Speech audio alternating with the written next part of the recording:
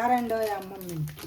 ఈరోజు అమ్మమ్మ మీకు పూరి కూర తయారు చేసి చూపిస్తాను. దానికోసం అస్సలు మైదానే వాడను. ఇప్పుడు గోధుమ పిండి కూడా వాడొద్దు అంటున్నారు. అయినా మైదా కంటే గోధుమ పిండి రైతాయి కదా, గోధుమ పిండితోనే, ఇంకేం మైదా వేసే పనే లేదు. గోధుమ పిండితో పూరి తయారు చేసి చూపిస్తా. సాఫ్ట్గా సూపర్గా పొంగి టేస్టీగా ఉంటుంది. ఇప్పుడు దీనిలోకి సరిపడా ఉప్పు వేద్దాం. వేసి ఒకసారి ఉప్పు అంతా కలిసిందాక కలిపి దీనిలో నీళ్లు పోసి కలుపుదాము. కొంచెం కొంచెం నీళ్లు పోసుకుంటా చక్కగా కలుపుకోండి.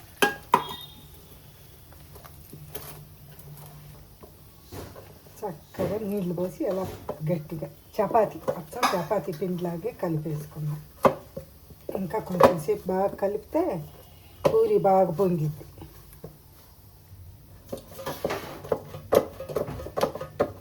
చూసారా అలా కలుపుకొని ఇంక దీని మీద మూత పెట్టి పక్కన పెట్టి కూరకి ప్రిపేర్ చేద్దాం. మీ ఇంట్లో కుటుంబ సభ్యులను బట్టి చేసుకోండి కూర, మీకు సరిపడా. మేము ముగ్గురమే కాబట్టి ఉల్లిపాయలు ఎలా సన్నగా పొడవుగా తరుక్కోండి, అన్నీ ఒకే రకంగా. ఈ బంగాళదుంప వండి పెట్టుకున్నాను అన్నమాట. వండి తొక్క తీసి పెట్టేసాను. ఇంక ఇప్పుడు ఈ కూర తయారు చేద్దాం. ఇప్పుడు కూర కోసం బౌల్ పెట్టి కొంచెం ఆయిల్ వేద్దాం. ఎక్కువ అవసరం ఉండదు, కొంచెం సరిపోదు. తాలింపు గింజలు ఇప్పుడైతే పట్లాడే కరివేపాకు. ఇప్పుడు మనము తరిగి పెట్టుకున్న ఉల్లిపాయలను అలా కానీ మొత్తం దీనిలోకి వేసేద్దాం. 2 పచ్చిమిరపకాయలు కొంచెం పెద్ద ముక్కలు కట్ చేశాను.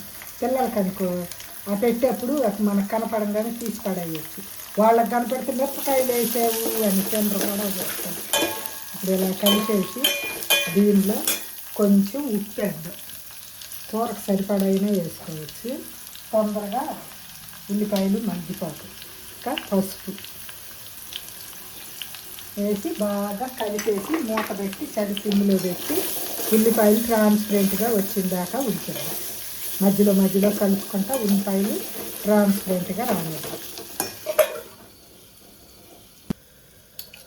ఇప్పుడు మన ఉల్లిపాయలు చక్కగా ఉడికినాయి, ట్రాన్స్పరెంట్గా వచ్చేసినాయి. దీనిలోకి మనం ఉడికించుకున్న బంగాళదుంపలు వేద్దాం. ఈ బంగాళదుంపలు 2 రకాలు ఉన్నాయి కదా, చిప్స్ దుంపలు ఒకటి, టార్చి ఉండే దుంపలు ఒకటి ఉన్నాయి.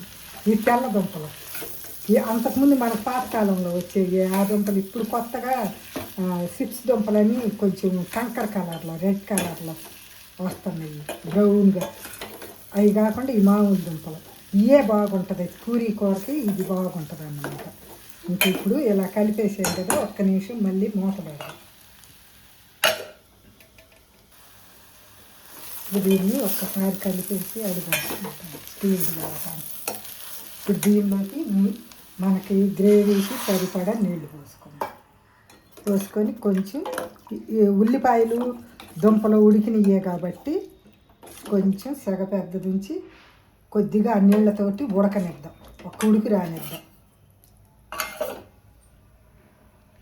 మీరు ఇప్పుడు ఉప్పు సరిపోయిందో లేదో ఇప్పుడు చూసుకోవచ్చు. సరిపోకపోతే కొంచెం వేసుకోవాలి. ఈ పూరీ కూర చక్కగా రావాలంటే 1 స్పూన్, కరెక్ట్గా 1 స్పూన్ అంటే 1 స్పూన్ శనగపిండి అయినా సరే, పుట్నాలు అయినా కానీ మిక్సీలో వేసుకోవచ్చు, అది కూడా బాగుంటుంది. ఇది వేసి చక్కగా కలిపేసుకొని ఇప్పుడు మనం ఈ పిండిని తీసుకొని కొంచెం ఇట్ట ఉండలు చేసి పక్కన పెట్టుకొని ఇంకా పూరీలు తయారు చేద్దాం. పొడి పిండి వేసి పూరీ చేస్తే నూనె నిండా పిండి అయ్యిద్ది. కొంచెం చేతికి ఆయిల్ రాసుకొని కర్రకి మనం తయారు చేసుకునే ఈ బండ మీద కొంచెం రాస్తే చాలు, ఎక్కువ అవసరం లేదు. కొంచెం రాసేసి చక్కగా ఇంకా పూరీ చేసుకోవాలి. ఈవెన్గా చెయ్యాలి.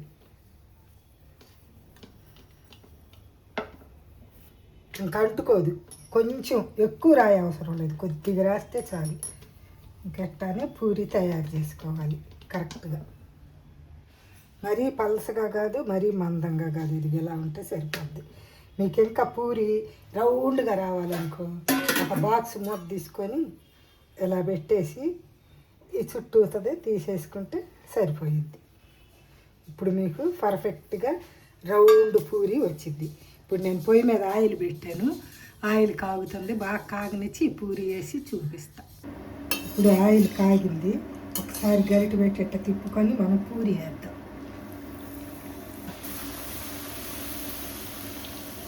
చూడండి ఎలా పొంగింది పూరి. మైదా అయ్యే అవసరమే లేదు, చక్కగా ఈవెన్గా చేసుకుంటే, ఈవెన్గా చేసి నూనె కూడా కరెక్ట్గా వేడిలో ఉండాలి, అప్పుడు ఎట్ట పొంగుతాయి అన్నమాట. ఇంకన్నీ చేసినాక చూద్దాం.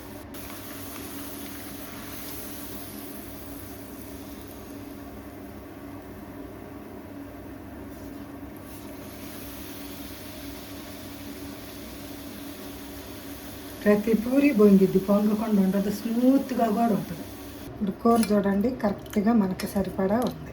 ఇప్పుడు దీనిలో ఇప్పుడు స్మూత్గా హెల్దీగా పూరి, గోధుమ పిండి పూరి కూర రెడీ.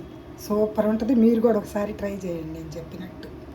ఈ వీడియో కనుక మీకు నచ్చితే ఒక లైక్ చేయండి.